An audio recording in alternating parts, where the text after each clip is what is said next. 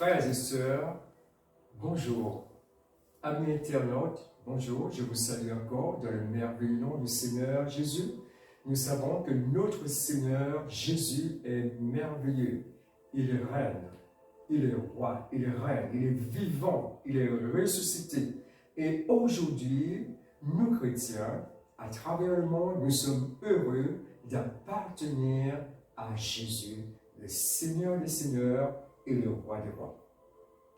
Aujourd'hui, je vais vous inviter à lire avec moi le passage qui se trouve dans le livre de l'Exode, au chapitre 17, versets 1 à 3. Mais avant cela, le titre de cette méditation est « Bois à la source d'eau vive ». Bois à la source d'eau vive. Nous connaissons tous l'importance de l'eau. Il y a un petit dicton qui dit « l'eau, c'est la vie ». C'est un peu justifié parce que pour l'irrigation, pour l'agriculture, pour notre corps et bien pour d'autres domaines, nous connaissons l'importance de l'eau.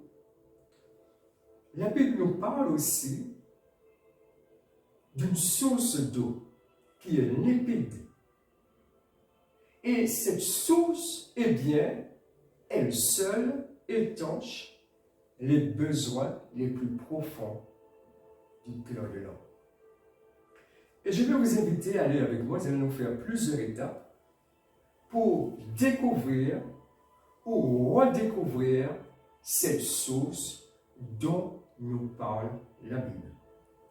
La première étape que nous allons faire se trouve dans le livre de l'Exode, au chapitre 17, versets 1 à 3. Et cela concerne le peuple d'Israël qui était dans le désert, et à un moment donné de son histoire, nous allons voir ce qui va se passer. Donc je répète, Exode, chapitre 17, versets 1 à 3.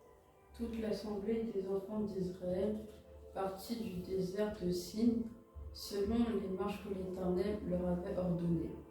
Et ils campèrent à Réphidim, où le peuple ne trouva point d'eau à boire. Alors le peuple chercha querelle à Moïse. Ils dirent : Donnez-nous de l'eau à boire. Moïse leur répondit : Pourquoi me cherchez-vous querelle ? Pourquoi tentez-vous l'Éternel ?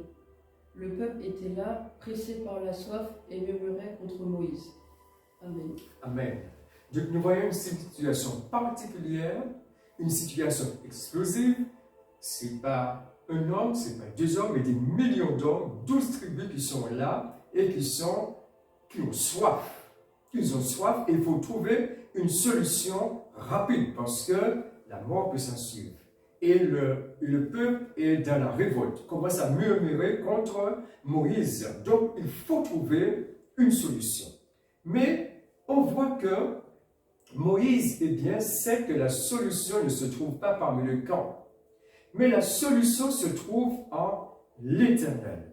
Et que va faire Moïse? Eh bien, il va crier à l'Éternel. Cela voudrait dire qu'il va implorer l'Éternel. Il va prier l'Éternel. Parce qu'il sait que la solution ne vient pas du désert, mais la solution vient d'en haut.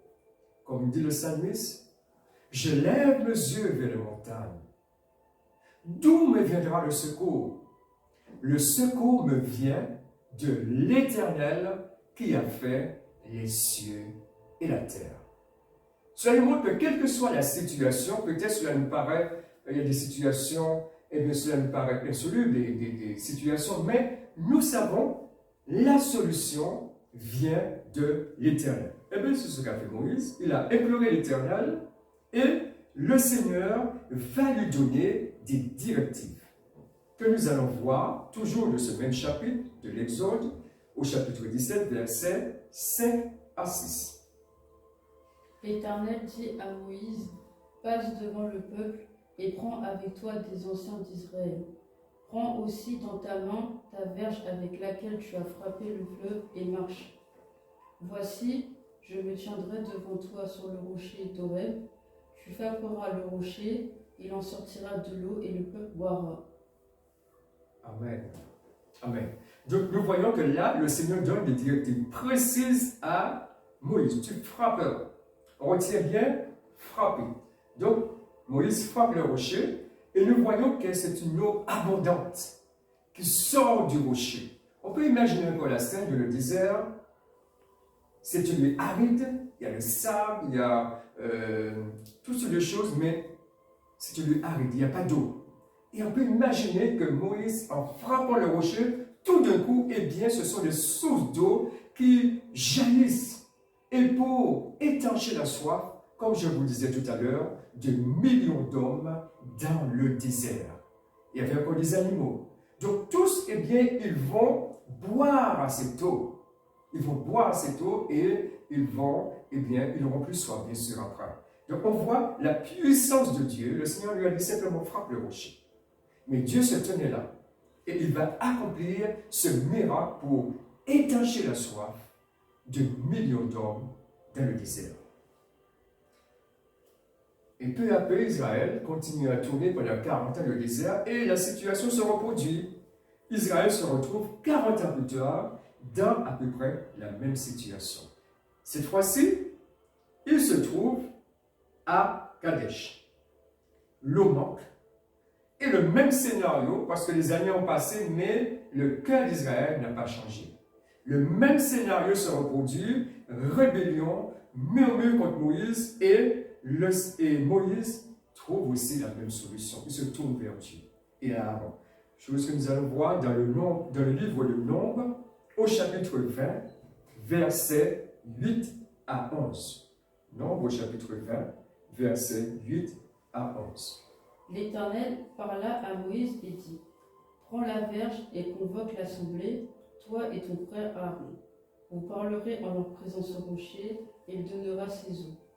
Tu feras sortir pour eux de l'eau du rocher, et tu abreuveras l'assemblée et leur bétail. » Moïse prit la verge qui était devant l'Éternel, comme l'Éternel le lui avait ordonné. Moïse et Aaron convoquèrent l'assemblée en face du rocher, et Moïse leur dit, « Écoutez donc, rebelles, est-ce de ce rocher que nous vous ferons sortir de l'eau ?» Puis Moïse leva la main et frappa 2 fois le rocher avec sa verge. Il sortit de l'eau en abondance, l'assemblée but et le bétail aussi.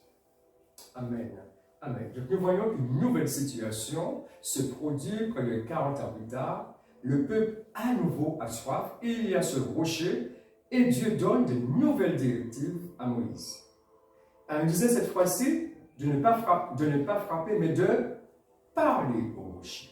De nouvelles directives.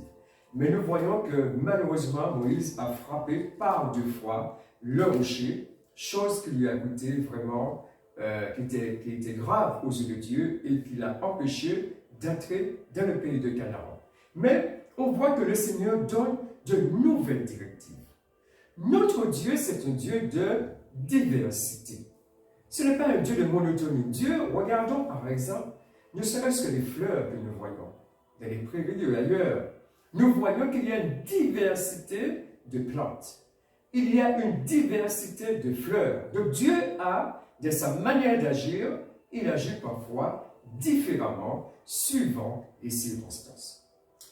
Mais Paul, plus tard, dans les évangiles, et notamment dans le livre de Corinthiens, va nous apporter une précieuse information concernant ce rocher qui les suivait. Donc, 1 Corinthiens au chapitre 10, versets 1 à 5. Frères, je ne veux pas que vous ignoriez que nos pères ont tous été sous la nuée, qu'ils ont tous passé au travers de la mer, qu'ils ont tous été baptisés en Moïse, dans la nuée et dans la mer, qu'ils ont tous mangé le même aliment spirituel et qu'ils ont tous bu le même breuvage spirituel, car ils buvaient à un rocher spirituel qui les suivait, et ce rocher était Christ. Mais la plupart d'entre eux ne furent point agréables à Dieu, puisqu'ils périrent dans le désert. Or ces choses sont arrivées pour nous servir d'exemple, afin que nous n'ayons pas de mauvais désirs, comme ils en ont eu. Ne devenez point idolâtres comme quelques-uns d'eux, selon qu'il est écrit, le peuple s'assit pour manger et pour boire, puis ils se levèrent pour se divertir. Nous ne livrons point à l'impudicité, comme quelques-uns dont ils livrèrent, de sorte qu'il en tomba 23 000 en un seul jour. Amen. Donc nous voyons que ce rocher, surtout qui le suivait, c'était Christ. Ce rocher, nous dit l'apôtre Paul, était Christ. Donc nous voyons, à travers ces versets que nous avons vus, que Dieu a pourvu aux besoins de son peuple. Dieu leur a envoyé la manne. Dieu leur a ouvert un rocher pour les étancher. Donc Dieu a pourvu à leurs besoins physiques. Mais la Bible nous dit que l'homme n'a pas seulement des besoins physiques. L'homme a besoin aussi que son être intérieur est la vie, est l'eau de la vie. Et la Bible nous dit que nous pouvons voir que ce monde, ou précisément les principes de ce monde, eh bien, sont comme un désert pour notre âme. Et le Seigneur dit dans sa parole, que servirait-il à un homme de gagner le monde entier s'il perdait son âme? Parce qu'on n'a pas seulement un corps physique, mais nous avons aussi une âme. Et l'âme a besoin d'eau vive. Et on peut se poser la question, mais où la trouver? Où la retrouver, cette eau vive? Et beaucoup d'hommes ont essayé, ont bu aux sources de ce monde. Beaucoup d'hommes, parce que ce monde a une source qui a beaucoup d'influence. C'est peut-être l'orgueil, c'est peut-être l'impudicité, c'est peut-être l'adultère, c'est peut-être les richesses. Toutes ces influents, eh bien, ne suffisent pas pour étancher la soif du cœur de l'homme. Et la Bible nous parle d'un homme qui avait tout expérimenté, le livre de l'Ecclésiaste. D'ailleurs, il avait les moyens de tout expérimenter. Il avait des richesses à grand nombre et il s'est dit, eh bien, écoute, profitons de la vie. Il a profité au maximum. Il a eu des biens, il a eu des richesses en très grand nombre. Il a entrepris des grands travaux. Il a construit des choses extraordinaires à Jérusalem, ce qui faisait l'admiration du peuple. Il a essayé le jardinage. Il a eu des harèmes, il a eu des femmes en très grand nombre. Il a tout expérimenté. Mais à la fin, qu'est-ce qu'il dira? Vanité des vanités, tout est vanité et poursuite du vent. Donc il avait tout expérimenté. Il a même fait venir des clowns à son palais, on était des rires un peu partout. Il a tout fait.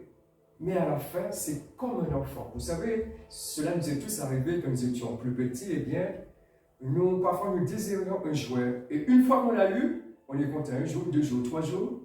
Et après, cela n'a plus le même attrait. C'est exactement ce qui s'est passé pour l'Ecclésiaste. Il a tout expérimenté. Au début, il était heureux. Il pouvait se projeter. Mais demain, je vais construire telle chose, je vais terminer tel ouvrage. Et c'est ainsi que sa vie se passait. Mais à la fin, eh bien, il va retirer cette conclusion. Vanité des vanités, tout est vanité et poursuite du vent. Cependant, il va, comme un poteau indicateur, il va nous donner de précieuses informations. Il va nous montrer où se trouve vraiment le bonheur. Et nous allons voir, justement, dans le livre de l'Ecclésiaste, au chapitre 8, au verset 12. Cependant, quoique le pécheur fasse 100 fois le mal et qu'il y persévère longtemps, je sais aussi que le bonheur est pour ceux qui craignent Dieu, parce qu'ils ont tous de la crainte devant lui. Amen. Amen. Donc, il va nous donner de précieuses informations concernant la source du bonheur. Le vrai bonheur ne se trouve pas dans la possession des richesses matérielles. Le vrai bonheur ne se trouve pas dans les plaisirs effrénés de la vie. Mais le vrai bonheur se trouve dans la crainte de l'Éternel. Car il est dit que la crainte de l'Éternel est le commencement de la sagesse. Et l'Ecclésiaste encore va nous dire, au chapitre 12, verset 15, Écoutons la fin du discours. Crains Dieu et observe ses commandements. C'est là ce que doit tout homme. Amen. Amen. Donc, crains Dieu. C'est là que se trouve la source du bonheur. Aime Dieu. C'est là que se trouve la source de la vie. Et dans les évangiles, nous voyons encore l'histoire d'une femme samaritaine. L'histoire d'une femme, elle était samaritaine. Et un jour, elle va, comme à l'accoutumée, elle va puiser de l'eau dans un puits et elle fait la rencontre d'un juif qui, à son grand étonnement, lui parle. Donne-moi à boire. Et cette femme est étonnée parce qu'elle savait qu'il n'y avait pas tellement de relations entre les Juifs et les Samaritains. Il y avait beaucoup de préjugés. Mais cet homme qui lui parlait était Jésus. Et Jésus est venu pour bannir, pour ôter tous les préjugés. Et il engage cette conversation avec cette femme samaritaine. Donne-moi à boire. Parce que ce juif qui était venu, Jésus, il nous dit que Jésus aime. Et l'amour, eh bien, chasse toutes les barrières. Comme nous avons en nous chrétiens, l'amour de Dieu, cela suffit à ôter, à chasser toutes les barrières. Parce qu'en Christ, eh bien, il y a maintenant ni juif ni grec, mais tous, nous sommes maintenant enfants de Dieu, qui avons été sauvés par la grâce du Seigneur. Donc, revenons à cette femme. Donc, Jésus lui dit, donne-moi à boire. Et peu à peu, la conversation continue. Et Jésus lui dit, si tu connaissais le don de Dieu, celui qui boira de cette eau aura encore soif. Mais celui qui boira de l'eau que je lui donnerai n'aura jamais soif. Et l'eau que je lui donnerai deviendra en lui une source d'eau qui jaillira jusque dans la vie éternelle. Enfin, après des étapes, nous avons trouvé ou retrouvé celui qui donne l'eau vive. Nous allons retrouver celui qui est la source d'eau vive, à savoir notre Seigneur Jésus. Et cette vie, ce n'est pas, je dirais, l'eau qu'il donne, ce n'est pas pour une vie seulement pour maintenant, mais pour la vie éternelle. Et nous voyons que beaucoup d'efforts physiques sont parfois, beaucoup de finances, beaucoup de produits sont nécessaires pour maintenir notre corps en bonne santé. Cela est important. Mais, cela c'est pour un temps. Nous avons besoin de boire à la source d'eau vive. Pourquoi? Parce que boire à cette eau, eh bien, cela nous donne une vie qui ne termine jamais. Comme le Seigneur l'a dit, celui qui croit en moi a la vie éternelle. Il ne vient point à jugement, mais il est passé de la mort à la vie. Nous avons besoin de boire à la source d'eau vive. Nous avons besoin que notre âme se nourrisse de la parole de Dieu. Nous avons besoin que notre âme trouve cette eau qui désaltère. Cette eau qui apporte vraiment la satisfaction, qui apporte vraiment, qui répond aux besoins les plus profonds du cœur de l'homme. Et quand cette femme samaritaine, lorsqu'elle a trouvé en Jésus cette source d'eau vive, je peux vous dire qu'elle a abandonné son ancienne vie. Parce qu'elle avait eu une vie de débauche. Elle passait de mari à mari. Mais cela ne lui apportait pas, finalement, la satisfaction de son cœur avait besoin. Mais lorsqu'elle a trouvé cette eau vive, eh bien, elle a changé de vie. Et beaucoup de Samaritains aussi, en attendant son témoignage aussi, leur vie ont changé. Donc nous voyons que Jésus est venu nous apporter une eau vive. Une eau qui désaltère notre âme. Une eau qui coule. Parce que l'eau ne reste pas statique. Mais l'eau coule. Et elle coule. Et elle coule encore. Donc cette eau doit couler en nous pour après envahir aussi notre environnement. Envahir notre famille. Envahir nos collègues. Envahir nos voisins. Envahir tous ceux, toutes celles que nous allons rencontrer pour la gloire de Jésus.